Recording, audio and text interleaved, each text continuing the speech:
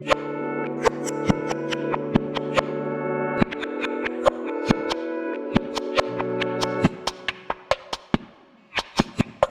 there's a certain point in a meeting where sometimes I get the feeling that everything's been said, but it hasn't been said by everyone. And so I'm going to try to say, I think most of what got said yesterday I'm saying in my talk as well, but hopefully in a somewhat different way that will allow a different perspective or conversation around the question of quality in post-normal science. Just by introduction, I don't know when, I guess I first met Silvio, I don't know, 15 years ago at some meeting in Brussels, and everyone there was like dressed like this and being serious, and then there was this weird guy in the room saying very different, eccentric, wonderful things, and so I introduced myself and we quickly became friends, and then I met Jerry, hello Jerry, in Oxford when I was visiting my friend and colleague Steve Rayner, and it's been, for me at least, a beautiful thing ever since, incredibly intellectually enriching, also incredibly intellectually humbling, because every time I think I have an idea, and then I go back and read Jerry's 1972 book, I realize he had the idea 40 years before me. But that's, I mean, maybe it's reassuring too, because it means at least the ideas aren't entirely wrong. So anyway, as we all know, this idea of post-normal science was developed by Silvio and Jerry, first published more than 20 years ago, to provide a framework for understanding science's role in addressing, I'm just going to quote from their Futures paper from 1993, addressing, quote, the pathologies of the global industrial system of which science itself is the basis, whereas science was previously understood as steadily advancing in the certainty of our knowledge and control of the natural world. Now science is seen as coping with many uncertainties of risk in the environment. And there's a version of the familiar graph that we've already seen a number of times. So post-normal science is, in this formulation, it's identified as a distinctively historical development, emerging as part of the 20th century transition from, to use kind of an Ulrich Beck sort of formulation, from industrial modernity to the risk society. And under these conditions, science can be understood to be post-normal when four now famous conditions apply. The facts are uncertain, the values are in dispute, stakes are high, and decisions are urgent. And as a consequence of these conditions, again quoting from, this is from a more recent encyclopedia entry on PNS, under these conditions, the traditional distinction between hard objective facts and soft subjective value judgments is now inverted. So, all very familiar. We could maybe do a show of hands. I don't know how many people in this room think that science is on the verge of or in a state of, who thinks science is on the verge of or in a state of crisis today? Who doesn't think so? Just curious. Okay, so all right, so some of us think it is, some of us think it isn't, and maybe that's part of the point of my talk in any case. And for those of us who think it is on the verge of such a crisis, we see it as a threat to the viability, integrity, legitimacy, and utility of the normal science enterprise. And the sense of crisis, it comes from a growing awareness, and again, there may be disagreements about this, that a lot of science being produced today is by conventional norms of normal science of poor quality. And we've talked a lot about what quality means, and we'll continue to talk about it. Also, though, that significant areas of research are driven by self-reinforcing fads, opportunities to game the funding system, published at rates that no one can keep up with. We heard yesterday Elsevier alone, 400,000 articles a year, unbelievable. In journals that no one reads. That politics and science are in many areas becoming inextricably mixed. And importantly, that the promises of social benefit and utility that are always made on behalf of science to justify the enterprise are looking increasingly implausible and in some cases utterly ridiculous. The crisis emerges at least in part because political and social actors are applying the expectations associated with normal science to problems of the post-normal type. Normal science is being asked often to do the impossible, to arrive at scientifically coherent and politically unifying understandings of problems that are inherently open, indeterminate, contested, and constantly changing. But while the post-normal lens, I think, is incredibly valuable in helping us see and understand what's going on in science today, I also think maybe it conceals something really important, and in so doing makes it a little bit more difficult to react constructively to the challenges that we're seeing to science today. Obviously, there's nothing new about problems where facts are uncertain, values are in dispute, stakes are high, and decisions are urgent. What's fairly new is that efforts to address these kinds of problems now typically include funding science, often lots of science, often over a long period of time, many decades. And then the science is expected to increase and guide our ability to address the problems effectively. What's also new are the types of science that have been coming into being over the past decades to stoke and respond to this expectation. So overall, a strong conviction, I think, has taken hold among many policymakers, scientists, the media, opinion leaders, and perhaps the public, that complex problems of modernity can be made more tractable through strategic knowledge creation to guide political and policy action. And I think this is a fairly recent conceit. I also think, again, we could take a show of hands, but I won't keep doing that. I think as an empirical matter, this expectation has been really utterly falsified on many fronts. I don't want to spend a lot of time explaining and defending this, but if you think about climate change or the volatility of national economies or international relations for that matter, performance of public education systems, control of chemicals in the environment, restoration of ecosystems, protection of biodiversity, there doesn't seem to me much empirical question that huge bodies of scientific knowledge haven't translated into anything that looks like the sort of progress that science is supposed to be delivering. There we go. Now, a standard reaction to that sort of a list is that the obstacle to progress are political, they're not scientific. And of course, what the post-normal lens allows us to see is that kind of distinction is at best theoretical and at worst useless or even mischievous. It's like saying that a piece of paper dropped from a height really would fall to the ground according to Newton's laws if only it were just put in a vacuum. But of course, we can't live in a vacuum, and science is never applied in a social vacuum either. For many of these types of problems, science has therefore become part of the problem itself. And this is to a considerable extent because the vast scale of the knowledge production enterprise makes it possible for anyone to get whatever science they need to support whatever beliefs they might happen to have about how best to proceed in addressing the problem at hand. For example, in the US, one finds viciously warring factions on various sides of the question of how to improve reading and math performance of our secondary schools. And all the factions come armed with voluminous evidence to support their position. And what's interesting about this one, say, versus climate change is it doesn't cut predictably across political lines. So you can find people on the left arrayed on either side of these arguments, or people on the right and allied in unexpected ways too. As the science begins to move from, say, teaching practice in the classroom and childhood development research to the functioning of the human brain, often achieved allegedly through studies of the functioning of the mouse brain, more theories, more data, more variables, more published findings are coming online. The debates become even more intractable. Quality is directly implicated in these debates because, of course, everyone defends the quality of their science and attacks the quality of the science used by their opponents. And lying behind the debates about quality are not just arguments about statistical methods and experimental design, but of course fundamental beliefs about how the world works and how it ought to work.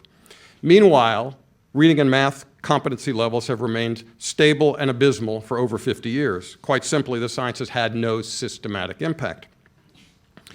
What we're seeing now for many types of problems is that actually we have too much science and too much science whose quality can't be assessed. And this, of course, is what post-normal science in a way is all about. But in an important way, there's nothing new here either. Conflicting evidence has always been mustered by contesting parties to disagreements. In the past, our main institutions for adjudicating disagreement and deciding on action were designed around the idea that deliberation and informed judgment are the best tools for dealing with the challenge of competing or indeterminate bodies of evidence. Increasingly, we're turning this formula around and expecting indeterminate bodies of evidence to reduce our dependence on deliberation and judgment. So what I'm trying to suggest here is that the symptoms of post-normal science, the symptoms of reflected in both quality of the science, the quantity of the science, and the indeterminacy of the science, are actually secondary to the more serious underlying condition, which is the expectation itself, the idea that the process of human decision-making on difficult problems will be improved by generating more knowledge. Related to this expectation is the insistence that such new knowledge has a privileged status and a privileged role in resolving disputes about what is to be done. So these, of course, are modern aspirations.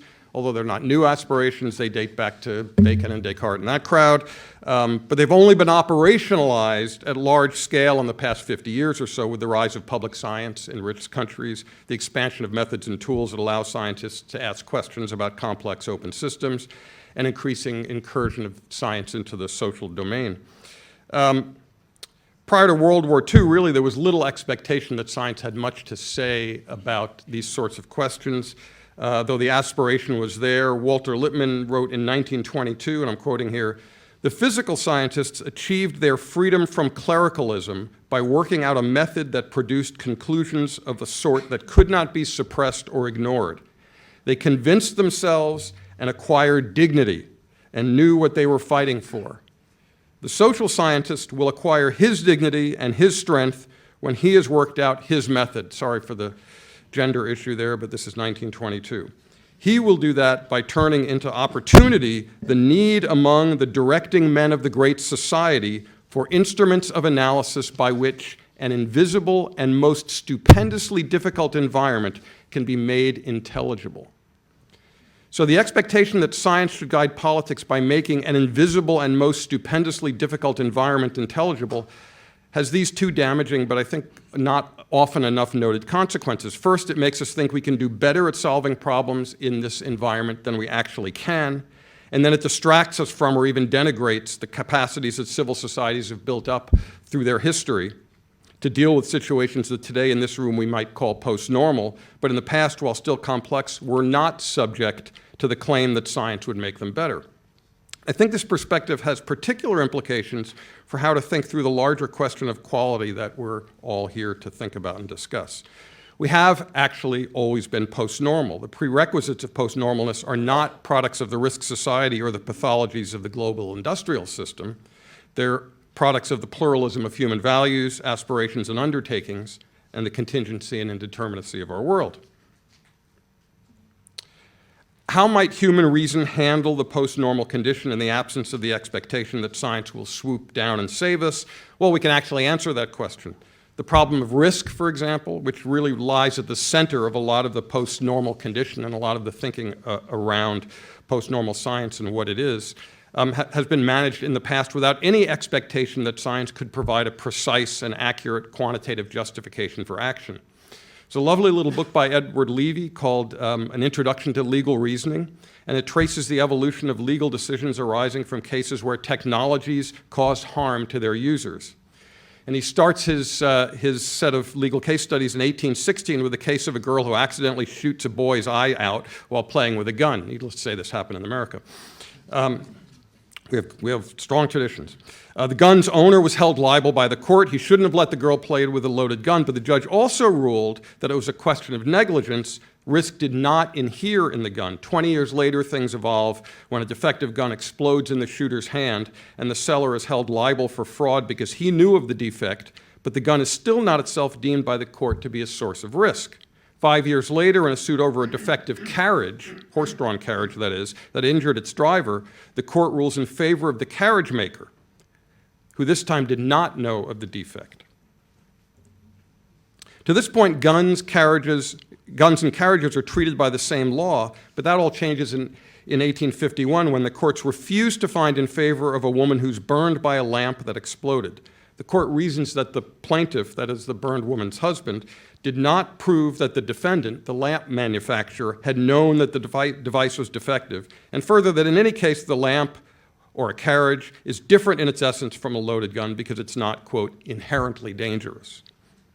Things evolved more and more or less like this for another half a century through a series of of incrementally changing cases. When someone is injured in a car in 1916 due to the collapse of a defective wheel, and the court rules for the injured party and against the Buick Corporation by collapsing the two previous legal categories, inherently dangerous and imminently dangerous, into one, a change which allows guns, carriages, lamps, coffee boilers, construction scaffoldings, and other devices, but not tables, chairs, hung mirrors, and pictures, all to be potentially grouped together in cases of imminent danger and risk, when previously some of these could be distinguished based on criteria of inherent danger.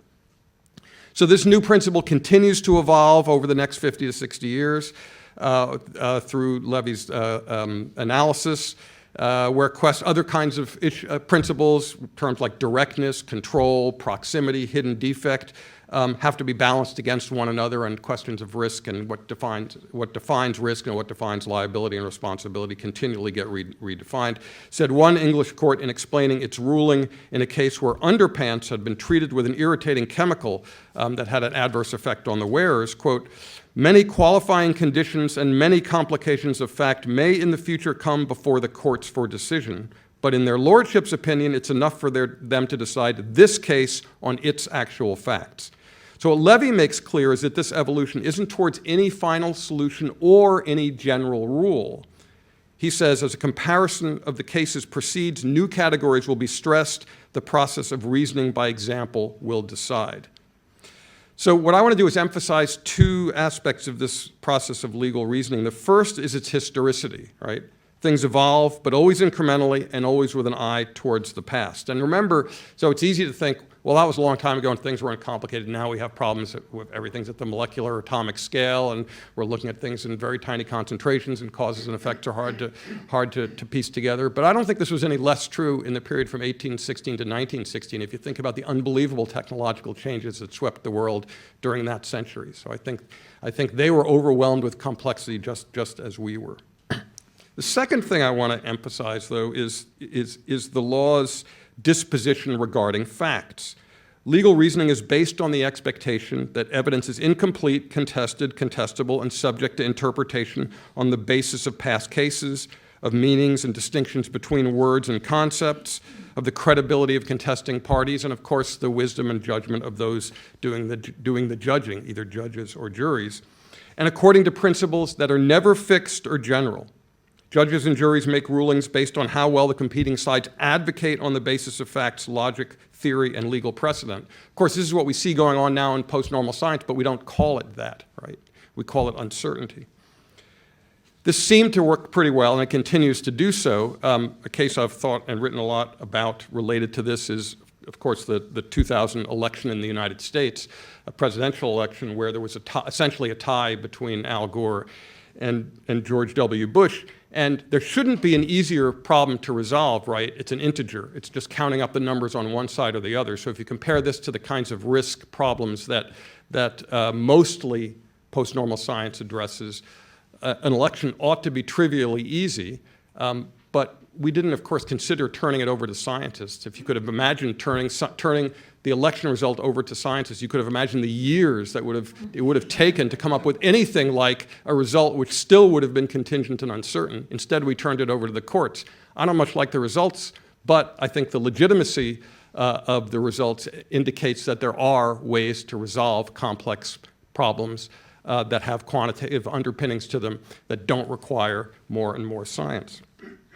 And if you think about it, the radically different ways that nations deal with technology and risk around GMOs, nuclear power, climate change, electronic cigarettes, tells us that facts are neither determinative of policies nor privileged relative to other considerations, as we all know.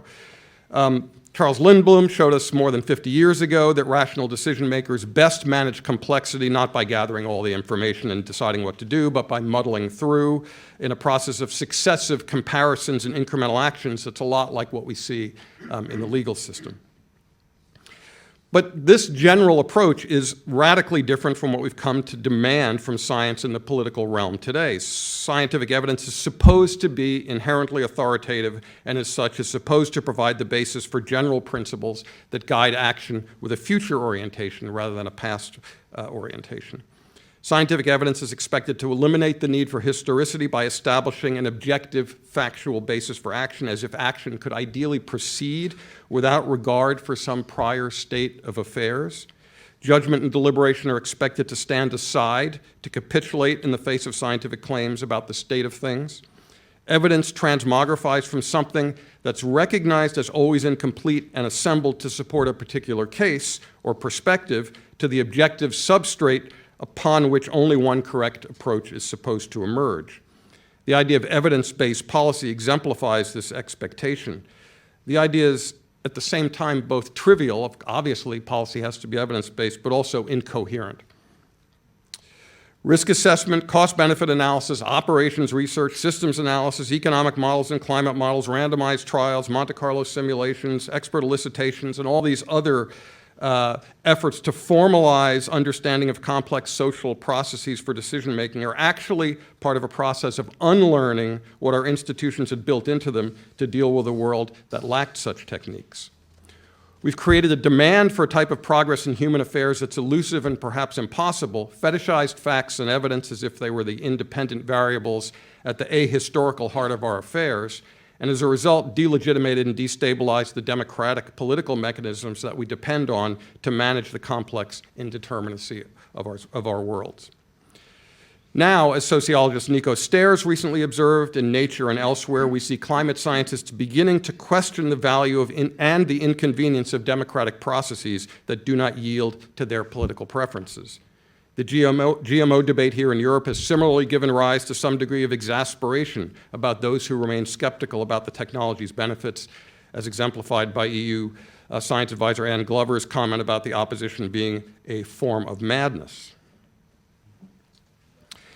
At the heart of all this, I think there's a huge and uncomfortable irony. We, that is to say, some of us in this room, those of you who raised your hands, think we know there's a crisis in science, but what we see as the post-normal condition, most everyone else simply sees as a crisis in politics.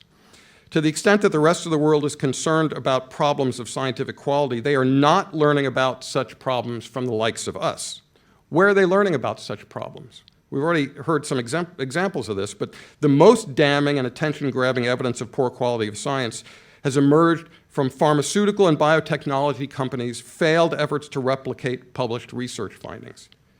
Why did these companies make such efforts? Because they're sick of the fact that their attempts to translate academic normal science into commercializable technologies kept failing at rates of around 90% for some classes of clinical trials and drugs.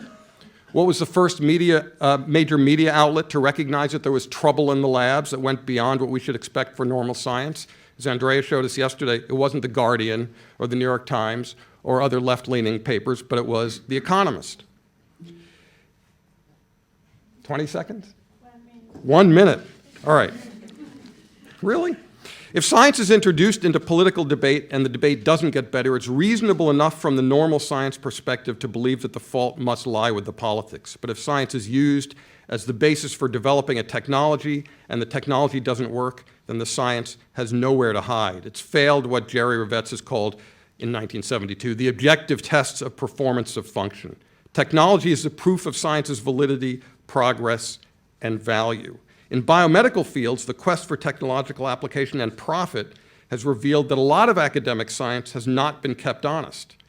In the absence of this technological endpoint, however, what's to keep the familiarly post-normal scientific fields like nutrition, education, epidemiology, toxicology, psychology, climate science, and economics itself honest? Politics? Statistics? Now, in many ways, I'm a naive realist, and I'm all for progress when it's possible, but I'm against it when it's not. And of course, societies do manage to solve some problems, and we don't need the standard list, but as Jack talked about in his talk, the moon and the ghetto dichotomy that Dick Nelson titled his book with is a good way to think about the differences between those two. Since I'm running out of time, here's an unsolved problem: literacy rates in the United States, level forever, apparently. So what I just want to end with in wrapping up these ideas is to simply suggest that if these sorts of problems are linked by a crisis in science. It's not a crisis of quality, it's a crisis of expectations. And I don't mean to say that science aimed at these types of problems, post-normal problems, is necessarily of good quality by the standards of normal science. I often mean I actually mean there's often just no way to distinguish good quality from bad quality. So there's been a recent very amusing sequence of events in climate science that shows how very slippery this notion of quality can be. So first, there were calculations of global average temperature changes that revealed a somewhat embarrassing recent slowdown in the rate of warming, and modelers worked very hard to understand and explain and integrate that slowdown in rate of warming into their model outputs. Then suddenly last summer, Science magazine published an article doing a recalibration of the temperature data, and that showed that actually the slowdown was an artifact of the data. It went away, so it turned out that the modelers actually didn't have anything to worry about after all, which makes you wonder what they were doing then. Then just last month, though, there was another recalibration of temperature data, and the warming slowdown came back. So what were those models actually correcting for to begin with? So now scientists are saying, the latest version of this is that there are too many sources of variability in the temperature record anyway to be able to answer the question, and that it doesn't really matter because the real issue is the long-term trend. Perhaps what we're seeing here and in many other areas of contested science is there is really not a problem of quality at all. That however good or bad the science might be, it's as good as it's ever likely to be, and what we really need to do is stop expecting it to be better. So I will wrap up here now, Angela. So we've always been post-normal. Our democratic institutions were designed and evolved to accommodate this reality. We used to be skeptical enough about the limits of what could be known that deliberation and deliberation and judgment were given the tasks of making sense of whatever facts and evidence we could muster. Now when that happens, we think it's a failure of science. So what I'm suggesting here is that to some extent at least, the sense that things are more complex and intractable than they've ever been is exacerbated rather than relieved by efforts to reverse that order of privilege and put the facts and evidence first in the expectation that they could knock some sense into the fractious and unsatisfactory evidence of democratic decision-making. I think this strategy has largely backfired. I'm not competent to offer a grand theory for challenges that seem to beset democracies these days, but 50 years of promises that science would make politics better seem to have undermined our belief in politics even more than our belief in science. If we can allow science to be not so good and not so important, that might just be the shot of realism that our besieged democracies and our beleaguered science enterprise could each use to gain some lost measure of dignity. Thanks very much.